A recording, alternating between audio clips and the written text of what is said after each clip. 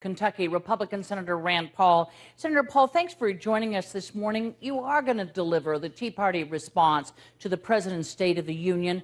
Why is that needed? You've got an R behind your name, and so does Marco Rubio, who's going to deliver the Republican response.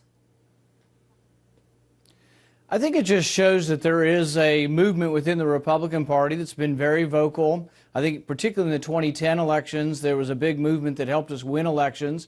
There's a lot of energy that still comes from the Tea Party, and while they consider themselves mostly to be Republican, they occasionally will chastise even the Republican establishment, so they want an independent voice. Well, is that what you intend to do, to chastise the Republican establishment? No, but I think really there are some things that I will emphasize that maybe Marco doesn't. Like what? Doesn't mean that we necessarily disagree. Yeah, well, I don't know. I haven't heard his speech yet, but I would say that there are things that I will talk about. You know, the president likes to talk about a balanced approach to things.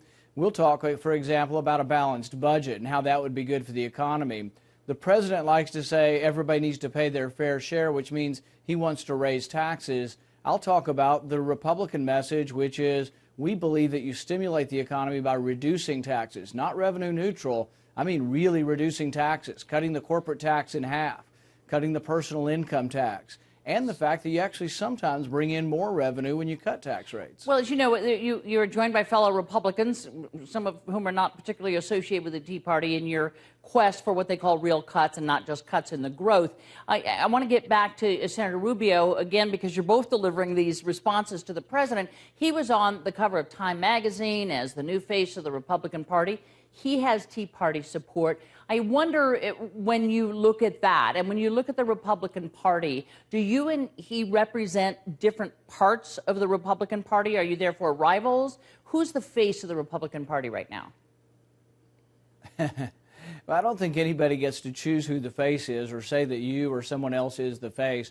I think we do the best to promote what we believe in. One of the things I've talked a lot about that there haven't been many other Republicans talking about is that we shouldn't send foreign aid or money to people who are burning our flag and chanting death to America. So I think I do represent a wing of the Republican Party who doesn't want to send good money after bad to Egypt or to several of these countries. I would put strings on the money that goes to Pakistan. I would say to Pakistan, you don't get any more money until you release the doctor who helped us get bin Laden. So there are some things that distinguish a lot of different Republicans. It doesn't make them bad or me right or them wrong.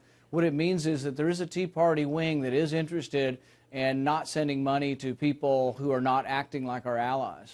Does it also give aid and comfort to Democrats who see what is clearly a split in the Republican Party, so much so that it requires two responses to the State of the Union? You know, I think, to me, I see it as extra response. I don't see it as necessarily divisive. You know, I won't say anything on there that necessarily is like, oh, Marco Rubio is wrong. You know, I don't always agree, but the thing is this isn't about he and I. This is about the Tea Party, which is a grassroots movement, a real movement with millions of Americans who are still concerned about some of the deal-making that goes on in Washington. They're still concerned about the fact that we're borrowing $50,000 a second. Right. None of the things I ran on as part of the Tea Party have been fixed. We're still going down a hole as far as the debt crisis looming. And so we really have to still talk about spending, and we want to make sure that there still is a voice for that. One of the things that is always sort of looked for in a State of the Union address is the fill-in-the-blank question. The State of the Union is what? What will you say the State of the Union is? Well, I think it's still robust in the sense that we still have greatness as a country, but there's a lot of things that beleaguer us, and I think the debt is the number one. I think the debt is costing us 1 million jobs a year. The economy slowed in the last quarter. I really think that we have to do something about how enormous government is, and the way Tea Party folks see this is we see it as like our family budget. I have to balance my budget at home. Why shouldn't government? We don't understand all these other explanations. We don't understand all these people. The president's now caterwauling about the sequester. So are many Republicans. Tea Party people are saying the sequester's a pittance. It's not. It's just a very much even the beginning. $1 trillion, and we're going to increase spending $9 trillion. So really, even with the sequester, spending goes up $7 or $8 trillion over the next 10 years. We're not even getting close to scratching the surface of the problem. Let me ask you about some Kentucky politics.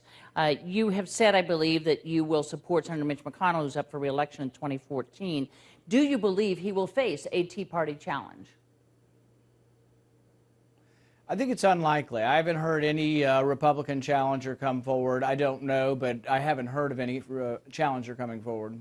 And I want to play for you an ad that American Crossroads, it's a Karl Rove group, a Republican group, released February 6th. And it's about Ashley Judd, the actress and the activist. She was quite active in the president's campaign.